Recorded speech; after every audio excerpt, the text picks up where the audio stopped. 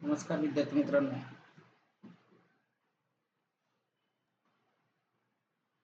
कालचे जे काही बाकी प्रश्न होते भाग क्रमांक 2 चे हे बाकी प्रश्न आपण आजच्या लेक्चर्स मध्ये पाहून घेऊ.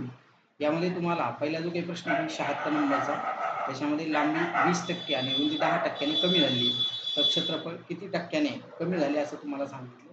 याच्यासाठी तुम्हाला -x - y अधिक x गुणिले y भागिले 100 हा फॉर्म वापरायचा, बाकी काहीच नाही.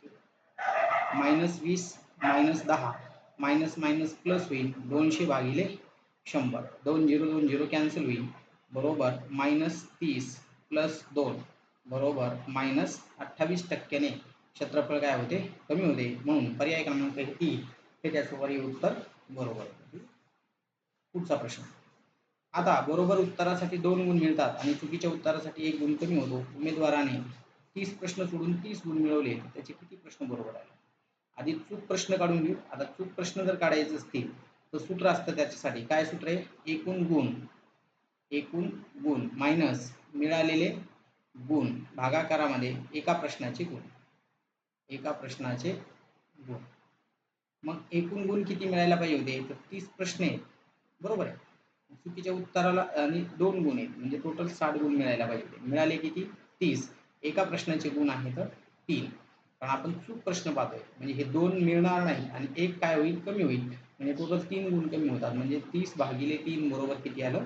10. 10 प्रश्न चूक आहे, याचा अर्थ 20 प्रश्न काय आहेत त्यातले बरोबर. म्हणून पर्याय क्रमांक 4 हे त्याचं पर्याय उत्तर बरोबर. आता एक पदावली तुम्हाला दिलेली आहे, त्यात टोटल 29 पदे आहेत आणि पदावलीची किंमत काढायची. 12 - 10 प्लस 14 - 15 या 4 पदामध्ये पुन्हा रिपीट पद झालेले. या 4 पदाचं उत्तर येतं 1. आणि यांची वजाबाकी केली तर 1, यांची वजाबाकी केली तर 2, यांची वजाबाकी केली तर -1. उत्तर किती येईल? 4 पद. 4 पद आहेत, टोटल 29 आहेत. मग 28 पदामध्ये 7 ग्रुप होतील, 7 गट पडतील. म्हणून 7 गुणिले 1 आणि 29 नंबरचं पद जे आहे ते 12 आहे. म्हणून टोटल बेरीज येईल 7 अधिक 12 बरोबर 19. पर्याय क्रमांक 2 हे त्याचं पर्याय उत्तर कसं आहे? बरोबर उत्तर आपल्याला काढता येतं. म्हणून पर्याय क्रमांक 2 हे त्याचं पर्याय उत्तर बरोबर. ठीक. सहसंबंध शोधायचा. इथं 74 दिलेला आहे, 74 ला लिहिले त्यांनी 121, तर 57 ला किती? हे बाकीचं सॉल्व्ह करत बसत नाही मी, डायरेक्ट उत्तराकडे घेतो. ह्या संख्या ज्या आहेत त्या उलट्या केल्या आहेत आणि त्यांचं लॉजिक लावून घेतलेलं आहे 132. या 2 ज्या संख्या आहेत त्या उलट्या करून लिहायच्या होत्या. जसं की 74 जो आहे त्याला उलटे केलं तर 47, दोघांची बेरीज केली तर 121, असं लॉजिक तिथे वापरलं होतं. म्हणून 132 जो काही पर्याय आहे तो पर्याय तिथला बरोबर पर्याय. स्थिर पाण्यात 13 किलोमीटर आहे आणि प्रवाहाचा वेग 4 आहे, तर प्रवाहाच्या दिशेने 68 किलोमीटर जाण्यासाठी बोटीला किती वेळ लागतो? मग एकूण वेग काढून घेऊ. एकूण वेग काढायचा असेल तर बोटीचा आहे 13 आणि प्रवाहाचा 4, म्हणजेच 17 किलोमीटर प्रति तास. हा जो काही वेग आहे तो आहे प्रवाहाच्या दिशेने. प्रवाहाच्या दिशेचा वेग आपल्याला मिळाला. मग प्रवाहाच्या दिशेने जर वेग मिळाला असेल तर टोटल अंतर आपल्याकडे 68 आहे, भागिले किती येईल? 17, म्हणजे 4 तास लागतील अंतर कव्हर करण्याला. पर्याय क्रमांक 3 हे त्याचं पर्याय उत्तर बरोबर. दिलेल्या शब्दातून कोणता शब्द तयार होऊ शकतो म्हणलेत त्यांनी. ठीक आहे. आता यांच्यामध्ये बघा सी आलाय, पण सी तर कुठं दिलेला नाही, म्हणून पर्याय क्रमांक 1 चुकीचा आहे.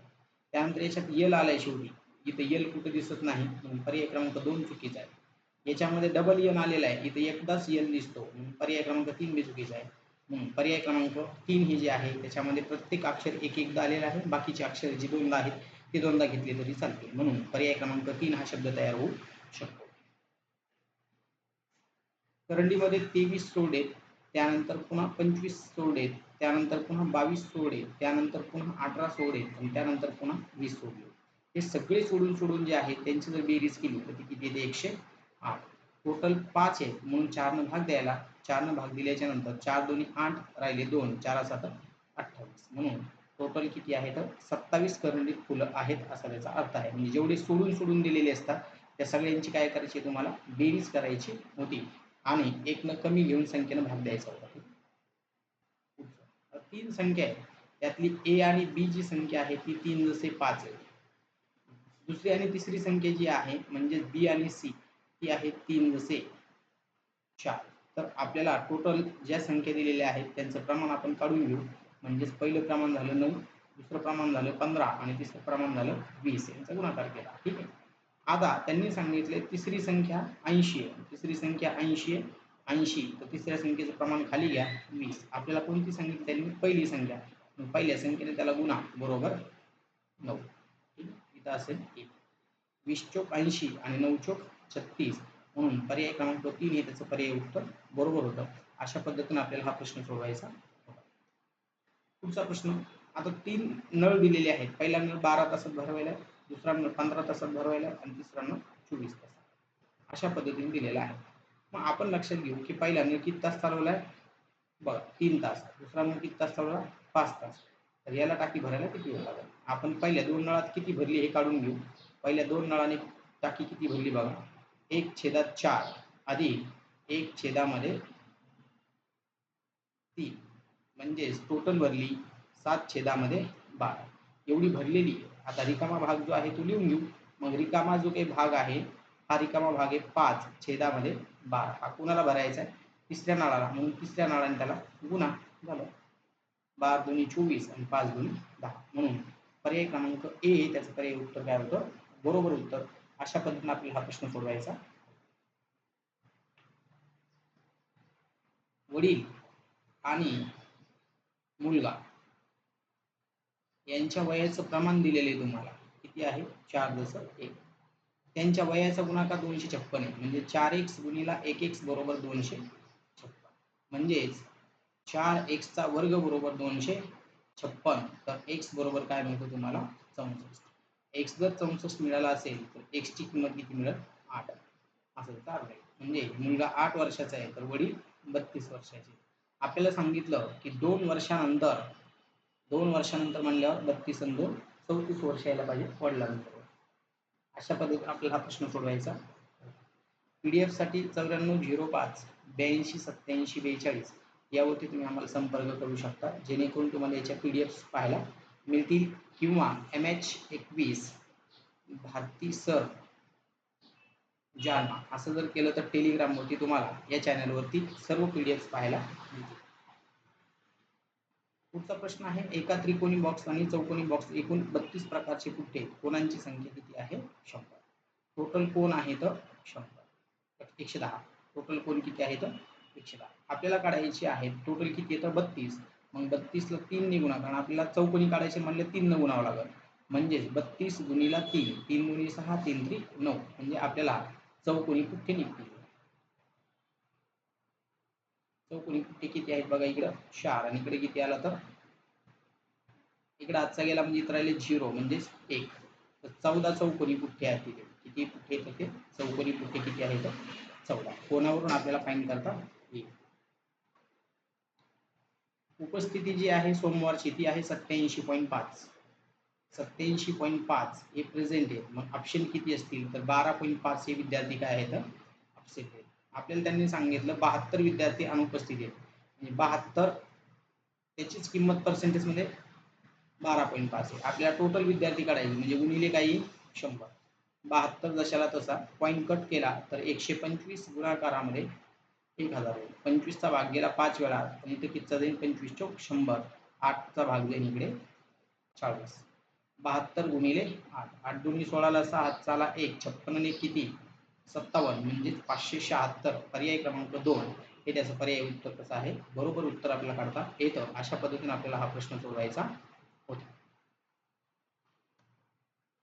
इथे दिलेला आहे a वर्ग अधिक 2ab प्लस b चा वर्ग बरोबर a प्लस b त्याचा वर्ग. हा विस्तार आहे तिथे म्हणजे 7.5 अधिक 2.5 त्यांचा वर्ग. दोघांची बेरीज केली 10 चा वर्ग. 10 चा वर्ग बरोबर किती येतो? 100. पर्याय क्रमांक 2 हे त्याचं पर्याय उत्तर. 112 चा वर्ग किती? 112 गुणिले 112. शेवटी 4 यायला पाहिजे होता. 4 नंबरच्याच पर्यायामध्ये फक्त 4 दिसतो, बाकीच्या मध्ये नाही. म्हणून पर्याय क्रमांक 4 उत्तर येईल. अगोदर दिशा लिहून घ्या पूर्ण. दिशा लिहिल्याच्या नंतर आपल्याला समजून जाईल की उत्तर आहे, ही दक्षिण आहे, ही पूर्व आहे, ही पश्चिम आहे. इकडे वायव्य आहे, इथं ईशान्य, इथं आग्नेय आणि इथं नैऋत्य, ह्या दिशा आपण लिहून काढल्या. आता त्यांनी काय सांगितले बघा तुम्हाला, त्यांनी सांगितल्या पद्धतीने आपण जाऊ. त्यांनी सांगितले आग्नेय दिशेला पूर्व म्हटले, आग्नेय दिशेला काय म्हटलं पूर्व, आणि ईशान्य दिशेला उत्तर म्हटले, इथं काय म्हटले तो उत्तर.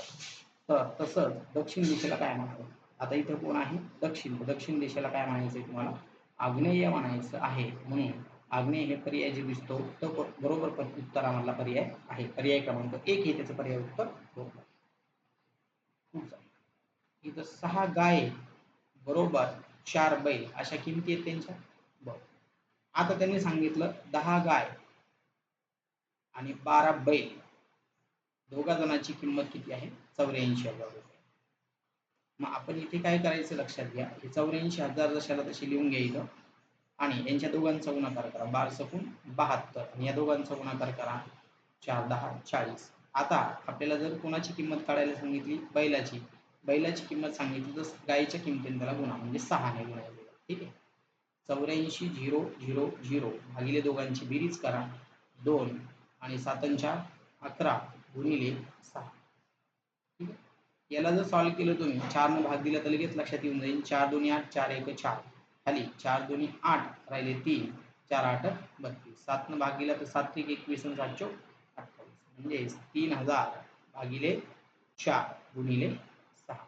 याला जर भाग दिला 7 4 28 2 20 म्हणजे 750 गुणिले 6. 0 6 35 ला 0 4 3 42 आणि 3 किती 45, म्हणजे 4500 हे जे काही पर्याय क्रमांक 2 आहे हे पर्याय क्रमांक 2 त्यातलं पर्याय उत्तर बरोबर उत्तर आपल्याला काढता येतं. आता याच्यामध्ये 73 आणि 79 या संख्या आहेत. बरं, पुढं 31,37 या संख्या आहेत. बरं, पुढं 43,47 या संख्या आहेत. तर पुढं क्वेश्चन मार्क आहे. मग यांच्यामध्ये जे काही संख्या आलेल्या आहेत ह्या दोन्ही संख्या मूळ गटातून आलेल्या आहेत. म्हणून इथं मूळ गटातली संख्या नाही, इथे पण मूळ गटातली नाही, इथे पण मूळ गटातली नाही, कारण 81 मूळ नाही, इथली 27 मूळ नाही आणि इथली 63 मूळ नाही. म्हणून मूळ पर्याय जो आहे तो आहे 61,67. पर्याय क्रमांक 2 हे त्याचं पर्याय उत्तर बरोबर. 1 GB बरोबर किती, तर 1 GB बरोबर 1024 MB, याला आपण काय म्हणतो GB, गिगाबाईट आणि मेगाबाईट. आता फिजिक्स जो काही आहे यामध्ये टोटल 7 अक्षरं आहेत, म्हणून 7चा वर्ग केलाय त्यांनी 49. आपण मुवमेंट मधली जी अक्षरं आहेत ती अक्षरं सुरुवातीला लिहून घेऊ. MOVEMENT याच्यामध्ये टोटल 8 अक्षरं आहेत, म्हणून 8चा वर्ग जर केला तर 64. पर्याय क्रमांक 3 हे त्याचं पर्याय उत्तर बरोबर आहे. आता जो त्वचा आहे त्याचा रिलेट आहे स्पर्शाशी, तर नाकाचा काय सांगितलं त्यांनी, तर नाकाचं उत्तर यायला पाहिजे तर गंध. पर्याय क्रमांक 3 हे त्याचं पर्याय उत्तर बरोबर आहे. ठीक आहे, तर सुरेश आणि गीता भाऊ आहेत, सुरेश आणि गीता ही भाऊ आहेत टोटल दोघं पण. बरं, पुढे काय म्हणले बघा, आहे गीता लताची मावशी, ही मावशी आहे कोणाची, लताची. ओके, जर मावशी असेल तर पुढं पुष्पा जी आहे ती लताची बहीण, म्हणजे यांच्यातलं जे काही नातं असणार आहे ते कोणाचं असणार आहे, मामा भाषाचं. म्हणून पर्याय क्रमांक 3 हे त्याचं पर्याय उत्तर बरोबर आहे. ठीक आहे, एकाच प्रकारचे 5 चेंडू आणि 8 भोवरे यांची किंमत टोटल किती आहे 77, आणि 8 चेंडू आणि 5 भोवरे यांची जी काही किंमत आहे ती आहे टोटल 42. दोघं एकत्रित करून घ्या, 13 चेंडू 13 भोवरे बरोबर 169. 13 ने भाग दिला, 13 ने भाग दिला तर चेंडू प्लस भोवरा बरोबर 13, म्हणजे 1 चेंडू आणि 1 भोवरा यांची जी काही किंमत आहे ती आहे 93 रुपये. पर्याय क्रमांक 3 हे त्याचं पर्याय उत्तर बरोबर आहे. हा जो काही बी दिलेला आहे, सी दिलेला आहे, ई दिलेला आहे, जी दिलेला आहे, क्वेश्चन मार्क. 2 नंबरचं अक्षर आहे, 3 नंबरचं अक्षर आहे, हे 5 नंबरचं आहे, हे 7 नंबरचं आहे. इथे यायला पाहिजे 11 नंबरचं मूळ क्रमवार संख्या घ्यायच्या होत्या, म्हणून 11 नंबरला के आहे. पर्याय क्रमांक 4 आहे त्याचं पर्याय उत्तर बरोबर. वेगळं अक्षर ओळखायचं होतं, एच उलट केलं तर एच येईल, यू उलट लिहिलं तर यूच येईल, ओ उलट लिहिलं तर ओच होईल, आणि पी उलटा लिहिला तर असा क्यू सारखा दिसतो, म्हणून पर्याय क्रमांक 4 हे त्याचं पर्याय उत्तर बरोबर आहे. ठीक आहे. प्रत्येक संख्या जी आहे ती n मायनस 1 आहे, कारण 0 इथं आलेला असल्या कारणानं, म्हणून 1 चा वर्ग मायनस 1, 2 चा वर्ग मायनस 1 इथं दिसते तुम्हाला 3. ठीक आहे. बरं, 3 चा वर्ग मायनस 1 इथं दिसतो 8. बरं, 4 चा वर्ग मायनस 1 बरोबर 15, पण 15 इथं कुठं दिसत नाही, ऑप्शनमध्ये मात्र दिसतो, म्हणून पर्याय क्रमांक 2 हे त्याचं पर्याय उत्तर बरोबर आहे. अशा पद्धतीनं राहिलेली जी काही 25 प्रश्न आहेत, या 25 प्रश्नांचं विश्लेषण आपण दिलेलं आहे. काही अडचणी आल्या तर 9405 82 87 42 यावरती तुम्ही संपर्क करू शकता. आणि PDF जर लागत असतील सोडवण्यासाठी तर MH21 भारती सर जावा हे टेलिग्रामवरती तुम्ही सर्च करा, जेणेकरून तुम्हाला हे जे काही सर्व पेपर्स आहेत गणित बुद्धिमत्ताच्या रिलेटेड असणारे हे सर्व पेपर्स तुम्हाला तिथे फ्रीमध्ये पाहायला मिळतील. व्हिडिओ आवडला तर नक्की लाईक करा, सबस्क्राईब करा, जास्तीत जास्त विद्यार्थ्यांपर्यंत शेअर करा. धन्यवाद.